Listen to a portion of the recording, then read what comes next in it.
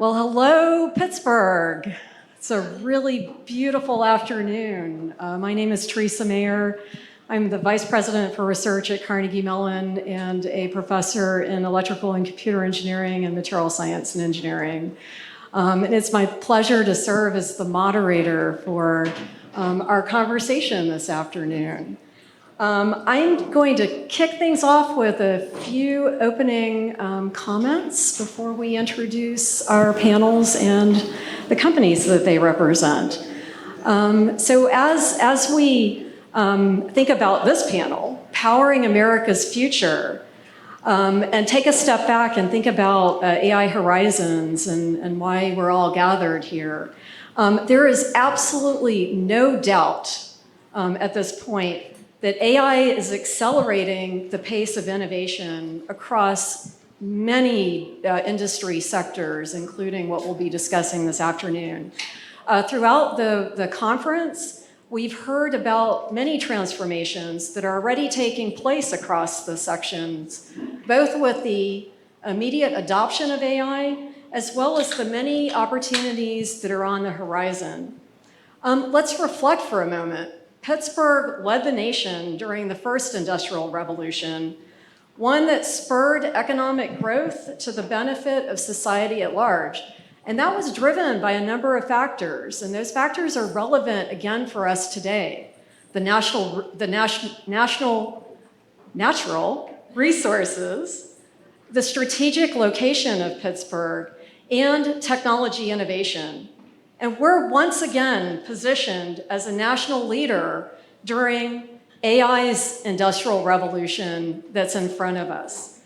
Not only are AI and big data technologies positioned to fundamentally change the global economy and societies in ways that are comparable to the original industrial revolution, it is also a moment in time where the US is positioned to once again recapture manufacturing as a core part of our future.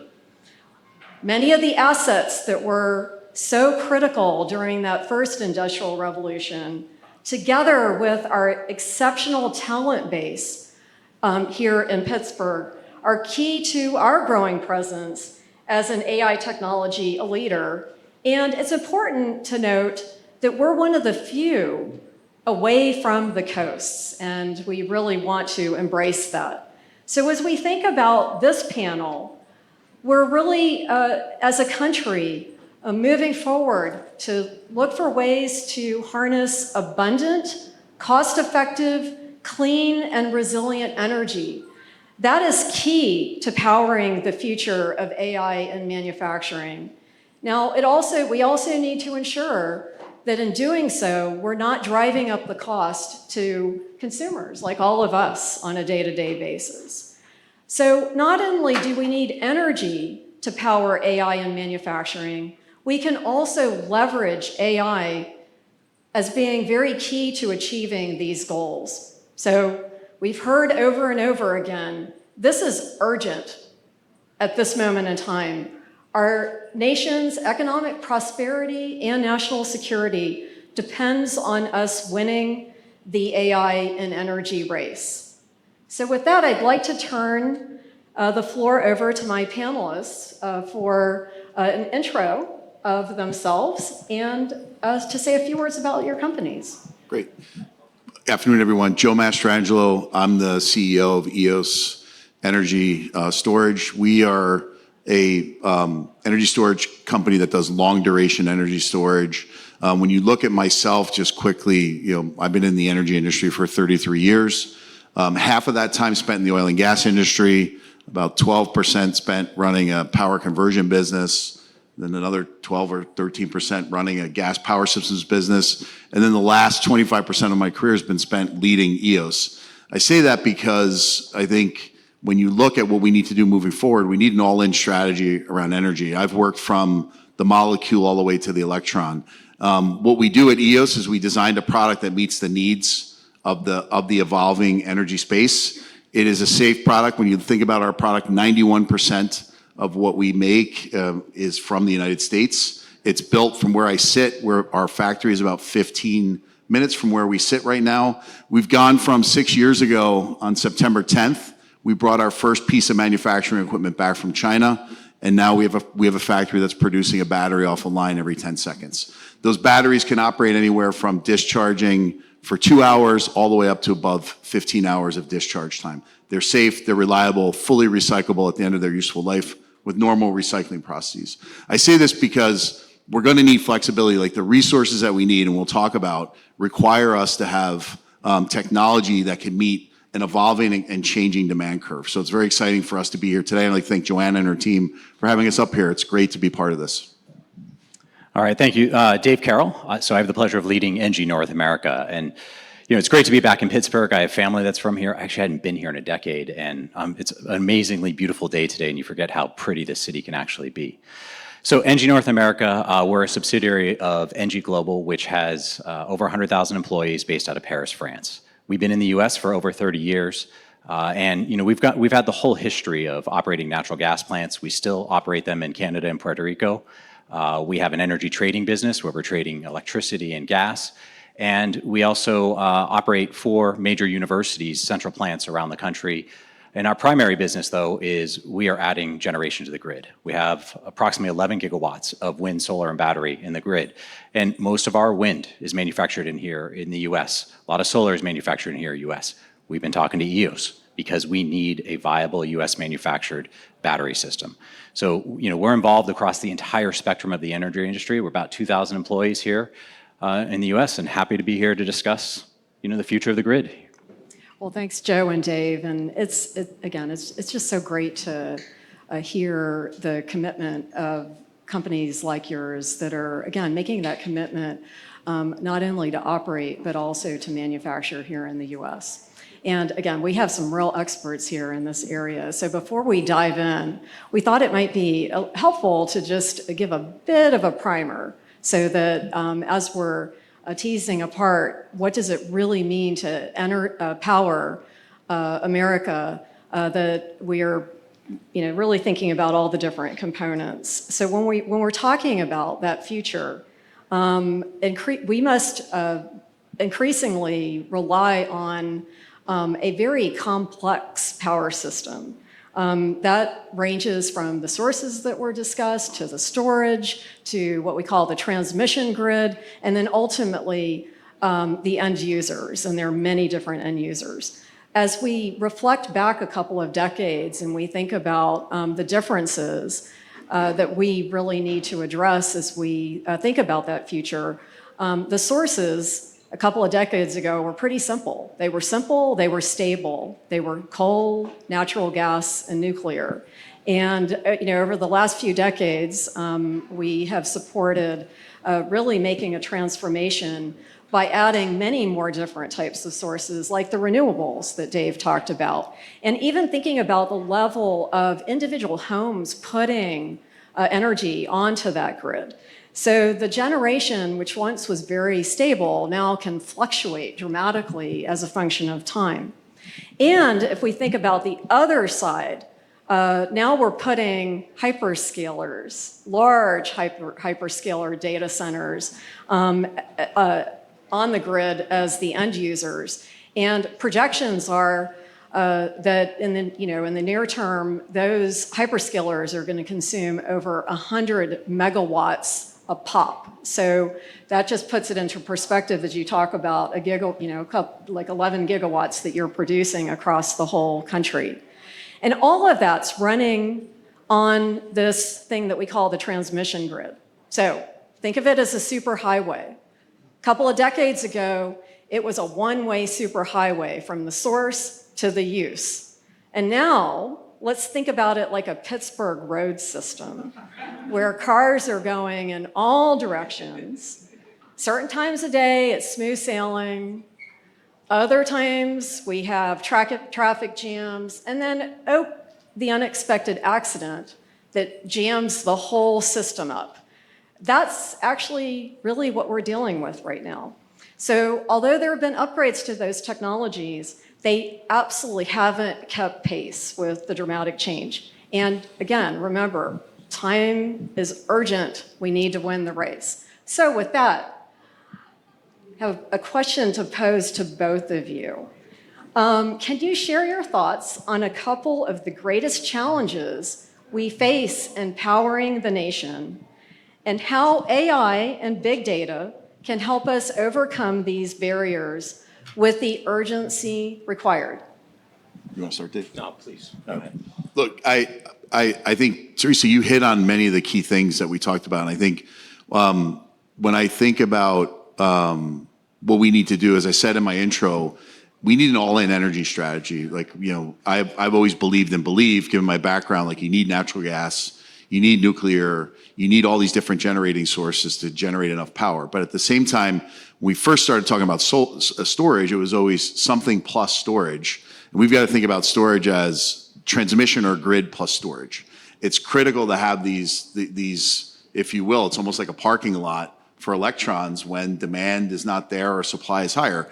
The worst thing that we have on the grid today is that you've got either congestion where you can't put the electrons on, which causes you to curtail the generation capacity that you have. What's happening to the grid as we look at it is the grid's becoming dynamic. As you said, it was a one-way street. And the way that I think about it is everyone wants to be independent and be able to have a guarantee of what power they have, but we all need to be connected. And in order to do that, you've got to have flexible resources that can meet the demand.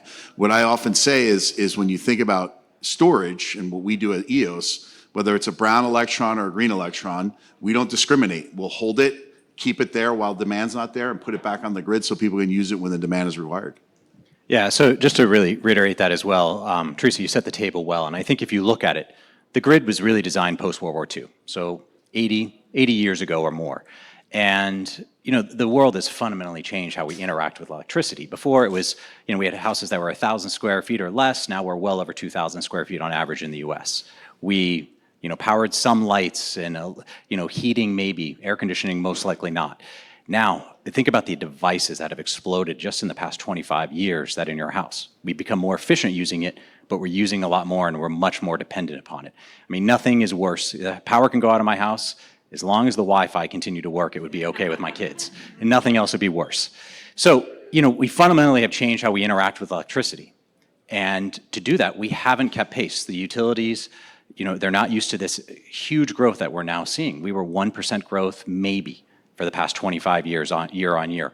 We're now looking to have a grid that needs 30% more generation because it has 30% more load coming on. And we also have, like I said, many more connected devices. So we need battery storage that's going to allow us to respond quickly to keep the grid up because we're often milliseconds away from a grid instability issue. And it's a very, very complex grid that's out there that we have to manage on a day-to-day basis. And I think to manage that complexity, we need to have storage. And that also is compounded the fact you asked the two major challenges. I think we need to turn over the grid to economists and engineers. That it should not be politicians determining how energy is made, how energy is delivered. We have about 240,000 miles of transmission in the US. In the past 3 years, we built 1,000 miles. Yet we're adding all of this generation. So we need to be able to just clear roadblocks. And the second, we've spent the last, post-World War II globalization period moving away from US manufacturing. In order to bring that back, we have to incentivize US manufacturing. We've lost it for years in many different ways. But part of that manufacturing is we need the mineral base to do so. More and more, what we rely on are critical minerals and rare earth minerals.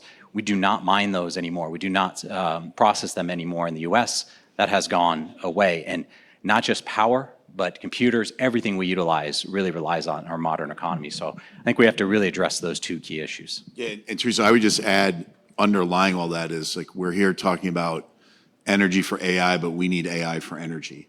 So a lot of like when you talk about different solutions in the energy space, we try to simplify it, right? So even the way you bid into projects, we pick an operating point. We say, all right, we're going to bid you on a 4-hour duration. And that's something that came up in a spreadsheet somewhere that you may not ever really operate your asset at 4 hours, or you may only operate it for 4 hours 2% of the time.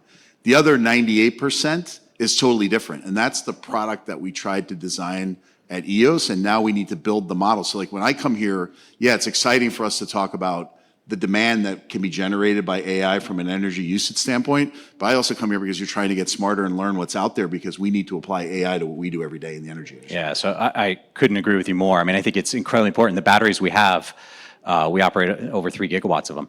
We're not going to the full depth of discharge. We're trying to figure out and utilizing systems and utilities that were 60 years old. We need to get more and more data. We have millions of cells out there we can optimize and respond to the grid and keep costs low. It actually will reduce costs the more data we have. And we now have so much data that humans can't process it. So we need the help of AI in order to do that. Yeah, so when you're talking about, looking at 4 and 6 hours, as we're thinking about pricing, as we're thinking about bringing supply on to meet loads, I think what you're describing is that the decision-making process here is very, very lengthy relative to where we really need to be, which is more real-time pricing, real-time response. Is that correct? Yep. Real-time pricing, real-time response from a day-to-day, but like what we need to start thinking about is from the time you're thinking about the asset you're going to put on the grid, how do you understand that you get that data, you can model what the grid is going to do, you can look forward, Dave, you know this from what you do every day, and then how do you tailor the assets to be able to do that? What we tried and have successfully designed is an asset that can operate at any way you want it. You can charge it for 2 hours, discharge it for 10, you can charge it for 10, discharge it for 2. It depends on what you have, and we need these dynamic resources to be able to meet load fluctuations. And as we become more electrified, and then on top of that, electrifying our lives with what we're trying to do with AI, you're going to need those assets that could meet these demand changes that are going to happen just as the world evolves. Well, and to put this into context, last year alone, ERCOT put out their public report, congestion, which is what Joe talked about earlier, has a real cost. So ERCOT, I think 35 million people or so live there, was $2 billion was the cost of just congestion. And so if you have batteries, long duration batteries, to be able to consume that electricity and then dispatch it when it's needed so you're not wasting resources having things on standby, that's $2 billion. That's one state, the second most populous state, but it's still one state. And that's happening all across. It's happening here in PJM. So it's a countrywide problem that I think we can solve with a much more innovative grid, but utilizing technologies that we have today that we didn't 50 years ago in order to really manage that in real time and reduce those costs to the consumers, because the consumers pay that $2 billion. Great. Well, let's spend a moment talking about the batteries and EOS. So EOS pioneered the only US designed and manufactured a fully commercialized industrial scale battery module technology that offers scale and performance that can transform utility, industrial, and commercial applications. And again, let's just emphasize, this is being done right here in Pittsburgh. So Joe, can you say a few words about how you got here and what is needed from the power industry to take full advantage of this technology for the future? Yeah, so like many things, this started with an idea. The inventor of the technology was a man who owned, he was building a solar panel company and wound up going out of business when China came into the market and lowered prices. And he realized, like at the time, he said, if you can get a 4-hour battery on the system, you can make solar a base load technology. And that's how the company started. It then evolved and took some patents that were developed by ExxonMobil in the late 70s, early 80s. When I joined the company 7 years ago, we had a chemistry. We had to figure out how to build a product. So what we did, different than a lot of other battery companies, is we said, we're going to focus on a product that you can build at scale, that you can build at cost, that competes and wins both for customers and for the stakeholders and shareholders of EOS. And once you get that product, then now you got to build out, and we said, like, we want to keep this differentiated operating performance I talked about earlier. Now you got to scale the manufacturing. We came to Pittsburgh 6 years ago, and some people get mad at me when I say this, but we came here just because it was cheap.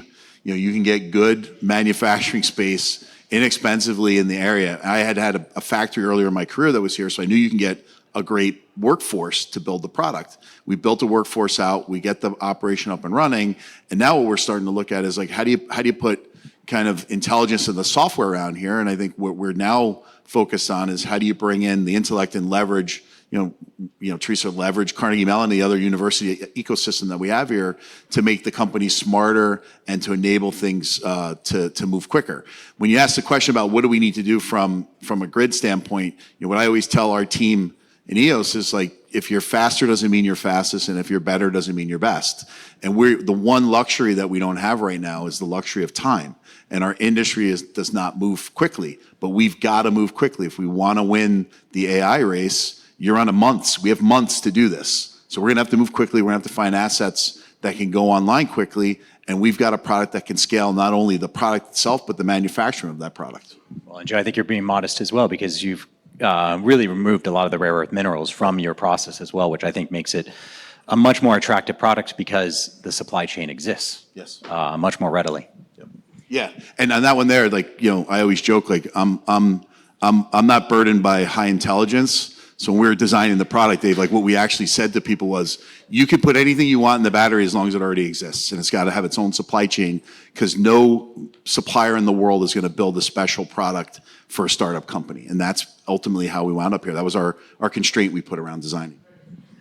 So I wonder if you could just help everybody to understand just what is the scale of these batteries? How large are they? And what do they compare to that we might be more familiar with in our day-to-day lives? Yeah, so think about it. It's a battery module is about the size of a computer server.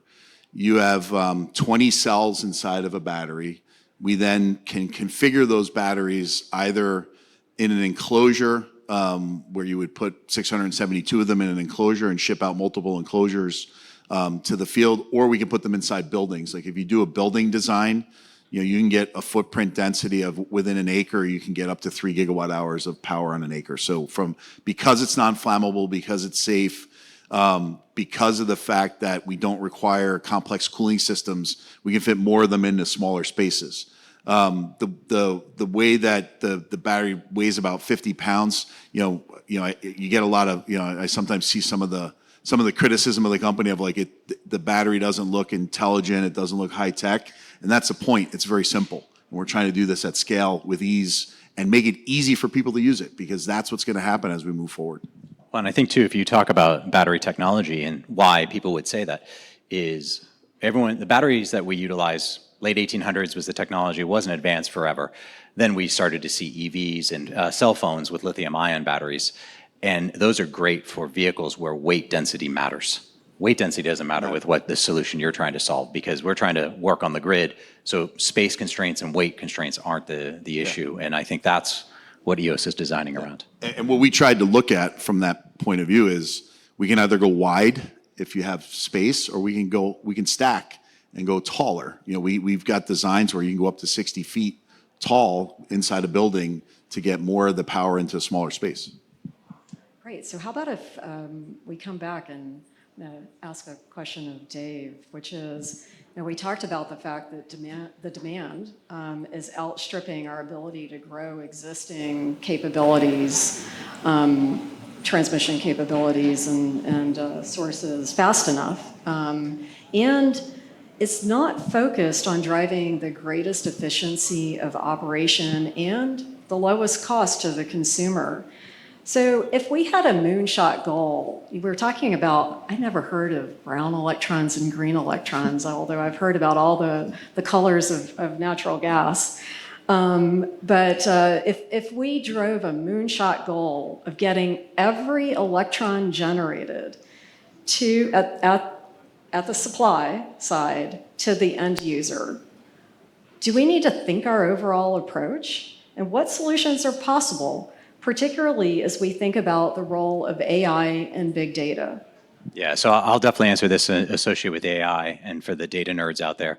So we touched on it. The grid has been designed 1950s. My grandparents were in the workforce at the time. We haven't really evolved that much. It's a slow-moving industry associated with that. So when you see a transmission line that's out, in the country, let's just say it can carry a gigawatt of power, but it is actually probably only carrying half that, because we regulate it down due to temperature. Because utilities, and rightfully so, are incentivized on safety, reliability, then cost. So I think we have to flip that a little bit. It's on its head, because we now have computers that can analyze a huge amount of data at once and operate that grid much more efficiently and a faster speed that humans can do it. And we always tell our team, if you don't find something intellectually challenging, that's something that should be automated. And it's not intellectually challenging to look at the temperature of a transmission line and the air and the wind temperature. But I think if we can turn around and start to look at that and shift load and generation to meet it in a much more dynamic way, there's grid enhancing technologies, they call it GETS, that's out there. That's something I think we need to be taking a look at, and how we can pair wind, solar, natural gas, nuclear, and battery storage together in order to have that mix that's right in order to meet the demand. Because if we have a more connected grid, so that means building transmission line across, positioning storage as transmission, and utilizing all those resources. When you see large winter storms or summer storms move throughout the US, we can shift that load, we can shift that generation around in order to meet that demand where it's at. And I think that's something that AI will very much help in, but it does take the risk of moving forward, and it needs to have utilities moving forward. And you see in deregulated markets that private enterprises are able and willing to do that much more readily. And I think that's something we have to look at. I would just add, building off of Dave's comments, but coming at it from a person that's been supplying equipment for 33 years in the industry. When you think about like a gas turbine or a coal plant, there's an operating point where you maximize your efficiency and you burn the least amount of natural gas, right? So what we're talking about with storage, in my view, is instead of running at part loads, so like think about you're driving your car at half, you're burning more gas because you're running at part loads, you're not hitting your efficiency. Run that gas turbine at full load, store the energy, burn less natural gas over time, save that resource and extend the life of that resource, and make the grid more efficient. And then at the same time, grid investments are expensive, and the return on that investment is low. This allows you to add capacity without having to add to the grid. And all that, when you put all those things together, a grid investment takes years to implement. A gas turbine at best is 3 years from the time you order it. So there's a time element here where this is speed to market for us, and speed to market not being an EOS battery. Yes, I want speed to market to that, but speed to market as the United States winning the AI race. Yeah, and I think you bring up a good point too, is the natural gas market has naturally built in storage in terms of the pipeline as to storage. The electricity market is not that. It's use it or lose it. It just doesn't, there's no way to storage. So we need to add that storage so we can get very fast response and long duration response as well in order to keep the grid stable and meet those demands. I'm going to build on this. You described the path forward, but the utility industry, as you pointed to, is very conservative. Probably incentives aren't necessarily aligned with moving quickly towards adopting data and AI, and the other technologies that we're talking about. Can you comment on that? And what are ways that, and it's very complex because we have many different operators, many different utilities, and at the end of the day, we need to interconnect across the country. So I wonder, again, what can we do to provide the incentives to really, again, move at the speed that we need to move to meet the demand? Yeah, and speed is key, because once the load is built, it never comes back. And so if we're talking about the AI race with China, we have to build it here. I'll contradict myself a little bit. I said, we should leave the grid to engineers and economists. We do need the regulators associated with that to provide that space for utilities to do some of those test cases. And you're seeing that in certain areas, and particularly, the federal government itself does own a couple grids, TVA, BPA out in the Northwest. Those are areas where test cases like that can happen. But I think that we have to provide that space and that technology and partner with large tech companies that are able to actually provide this service. They're out there, they have the abilities to do it. And I think it can be done in a very safe and controlled way so that we start to see how these things operate.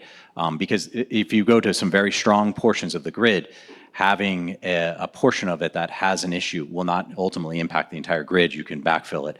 And I think if we look at it that way and partner with the tech companies and give access to the data, because that's the other thing too, and understand it, we have to be very mindful of the cybersecurity associated with the data on our grid, because that is very, very key in terms of maintaining the safety and health of our grid.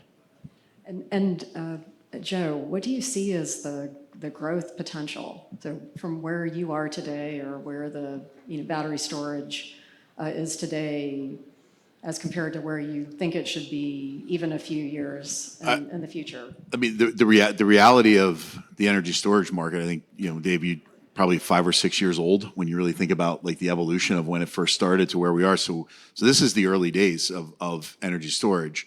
What I've tried to do as leading EOS is you always have, there's two ways you look at it. You can decide if it's an optimist or a pessimist. So people look at our company and we talk about how we want to grow the company. Some people look at that and go, wow, that's a pretty big company for a very low market share, right? So that's like people say, wow, you guys really have the opportunity to grow because the market is going to be huge.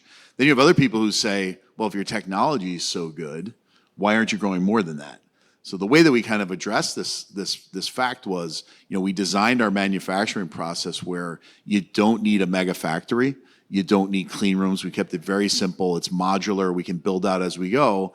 What's changed now as the market has been accelerating is like when I came in here with my background, the last thing you want to do as an equipment supplier is have capacity chasing volume. You want to be building, you want to be executing against an order book.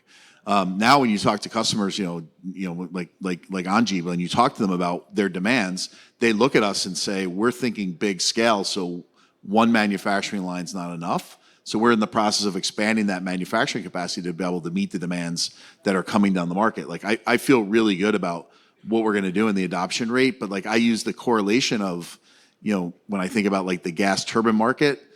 Gas turbines today, you're in H-class gas turbines. We're in like what was started as like what we used to call a frame 3. It's the early days of what you can do, and there's a ton of work that we can do to make them better and expand.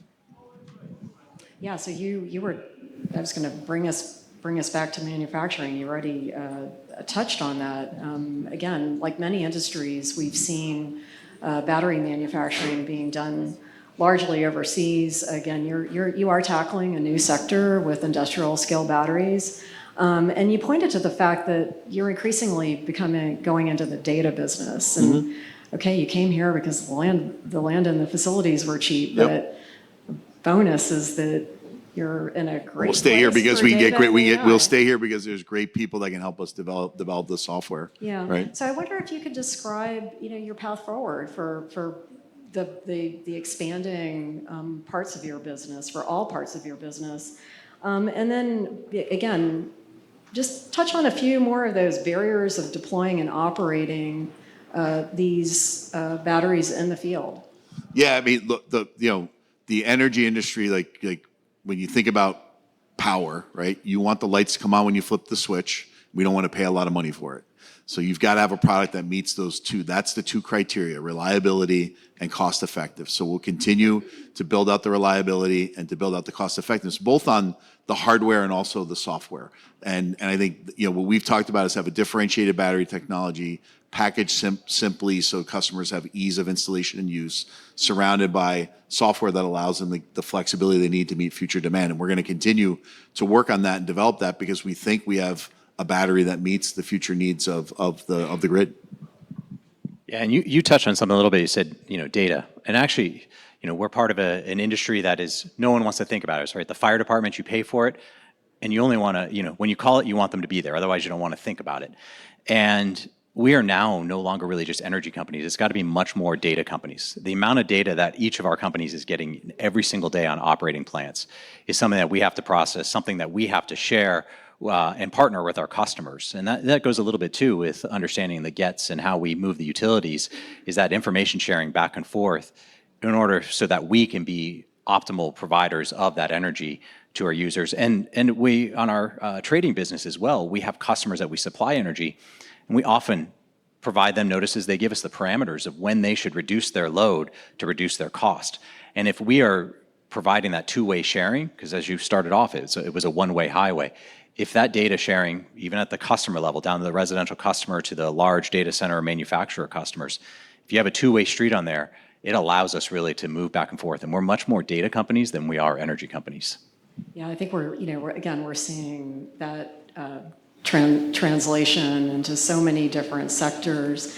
And maybe we could spend a moment doing a bit of a deeper dive into really the role of, as we think about generative AI and foundation AI models that now can really begin to aggregate large amounts of data from different sources and look across those data sets to help us make informed decisions. Even Joe, I was thinking about your batteries have 20 cells. Those cells don't operate the same way. Right. They over time probably Diverge. will Yep.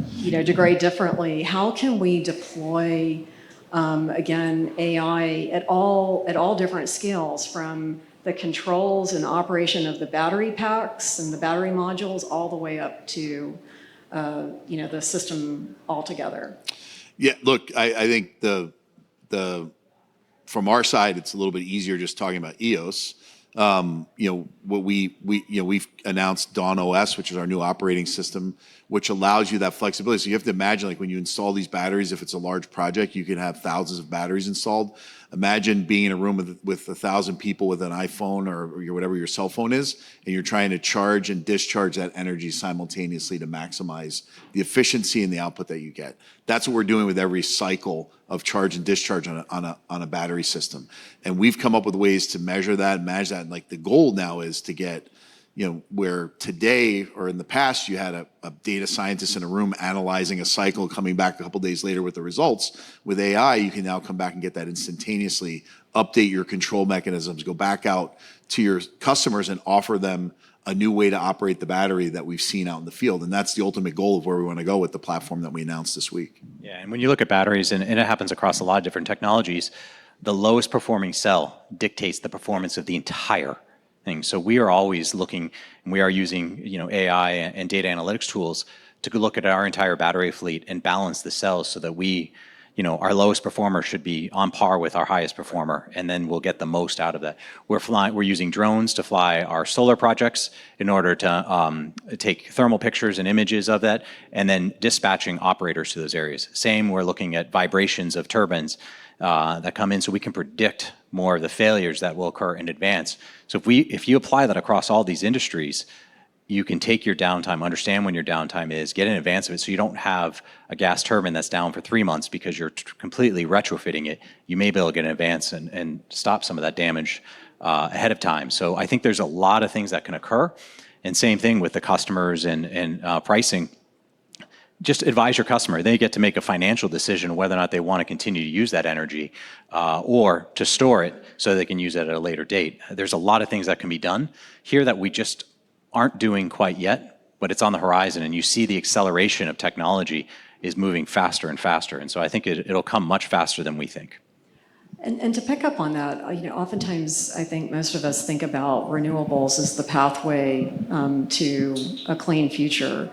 But this conversation, again, has really highlighted the importance of really optimizing the entire system. So if you look at the losses from kind of just a really unoptimized system operation, and you project what kind of gains we might be able to get in the future, could one of you comment on, what we could expect?